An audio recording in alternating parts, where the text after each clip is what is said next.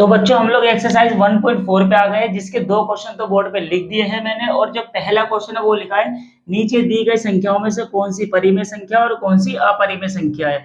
यहाँ चार ऑप्शन है, मतलब चार ही क्वेश्चन है और तुमसे पूछ रहे हैं इनमें से बताओ कौन सी परिमेय और कौन सी अपरिमेय। बेटा जितने भी अंडर रूट वाले नंबर होते हैं वो सारे के सारे अपरिमेय होते हैं। तो तुम्हें बस यहाँ चेक करना है कि कौन सा रूट वाला नंबर है और कौन सा बिना रूट वाला नंबर है। तो यहाँ हम देखेंगे 2 अंडर रूट 5, इसको सोल्व तो किया ही नहीं जा सकता, तो ये रूट 5 यहाँ से खत्म नहीं होने वाला, तो ये रूट तो 5 रहेगा ही रहेगा। तो ये वाली जो संख्या होगी ये वाली हो जाएगी अपरिमेय संख्या। तो पहली वाली अपरिमेय संख्या। लेकिन जो दूसरा नंबर है अभी तक तो ये हमें परिमेय लग रही है क्योंकि दोनों तरफ रूट है। लेकिन रूट 27 से रूट 27 कट जाएगा ना, ये प्लस है और ये माइनस है, तो हमारे पास क्या बचेगा 3। अब जब रूट खत्म हो गया तो रूट खत्म होने के बाद ये जो बन गया है, ये एक बन गया है परिमेय संख्या।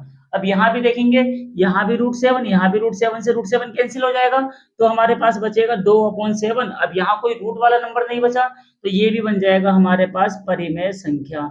तो पहला वाला अपरिमेय, दूसरा वाला परिमेय, तीसरा वाला परिमेय। अब चौथे वाले में यहाँ पे जो तो 2 दे रखा था, अब इसका रूट तो कैंसिल हो ही नहीं सकता ना किसी से, तो इसका रूट अगर नहीं हट रहा तो ये हमारे लिए कौन सी संख्या, ये बन गई अपरिमेय संख्या। अब ये बताने के बाद हमारा क्वेश्चन नंबर 2 है, जिसके 1 2 3 4 पार्ट है। इसको सिर्फ सोल्व करना है, सिंप्लीफाई करना है। तो मैं यहाँ पे 4 पार्ट में से थर्ड वाला पार्ट बताता हूँ। तो थर्ड वाला पार्ट देखते हैं। थर्ड वाले पार्ट में √5 प्लस √2 का होल स्क्वायर है। होल स्क्वायर को अगर हटा दूं मैं, तो होल स्क्वायर को हटाने का मतलब इसको 2 बार लिख दो। अगर इसको मैं 2 बार लिख देता हूँ तो बेटा ये तो सेम पहले, दूसरे और चौथे की तरह ही तो बन गया। तो जैसे मैं इसका थर्ड वाला क्वेश्चन करने वाला हूँ, ऐसे ही आप लोगों को पहला, दूसरा और चौथा सोल्व कर लेना है। तो यहाँ हम लोग सोल्व ऐसे करेंगे, देखो ये जो √5 है इसकी मल्टीप्लाई बोथ से होती, दोनों से होगी।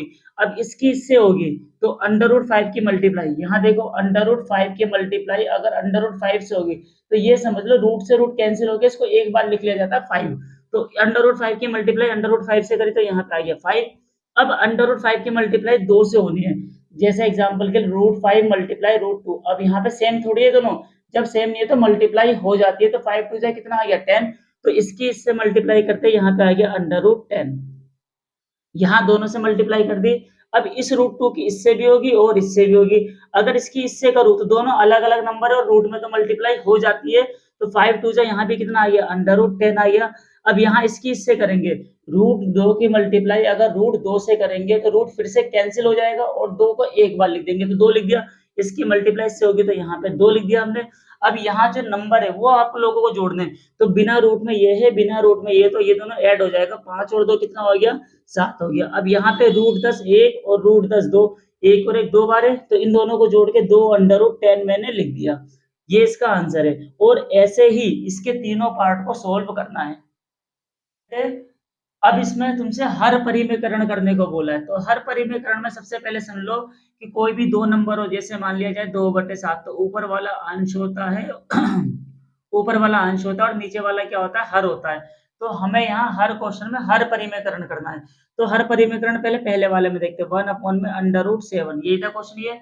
तो यहाँ जो नीचे दिख रहा है हमें, इसकी मल्टीप्लाई ऊपर भी कर देंगे और यहाँ भी कर देंगे, दोनों तरफ कर देंगे। इसी स्टेप को कहा जाता है हर परिमेयकरण। अब एक की √7 से होगी तो √7 आएगा, और इसकी से होगी तो सिर्फ 7 आ जाएगा, क्योंकि रूट से रूट कैंसिल हो जाता है। ये हमारा आंसर हो गया। लेकिन जो बाकी के 3 क्वेश्चन है वो तो अलग है इस वाले से, और हाँ ये तीनों एक जैसे ही है, तो इनमें से कोई सा भी एक कर लेते, तो ये वाला कर लेते हैं हम, क्वेश्चन नंबर 2।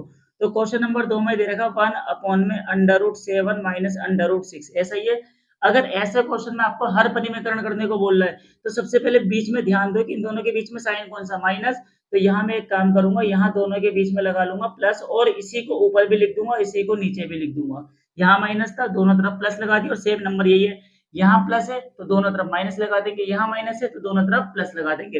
अब हमें करना क्या है, ऊपर अगर 1 की मल्टीप्लाई करूंगा, 1 की रूट की 7 से करूंगा तो 7 आएगा, 1 की रूट 6 से करूंगा तो √6 आएगा।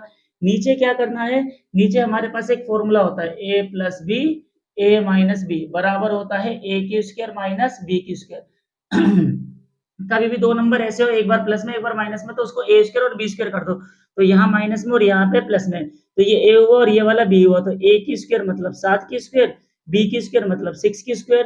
अब स्क्वायर से रूट कट जाता है, तो यहाँ ये कट गया और यहाँ पे ये कट गया। तो हमारे पास ये जो वैल्यू बची है √7 प्लस में √6 अपॉन में, यहाँ क्या बचेगा 7 माइनस 6, तो यहाँ आ गया √7 प्लस √6, और 7 में से 6 गया 1, एक को लिखा नहीं जाता, तो एक को यहाँ से हम लोग हटा देते हैं, तो ये जो आंसर आ गया, ये इसका फाइनल आंसर है। और ऐसे ही सेम इसका आंसर निकाला जाएगा और इसका आंसर निकाला जाएगा।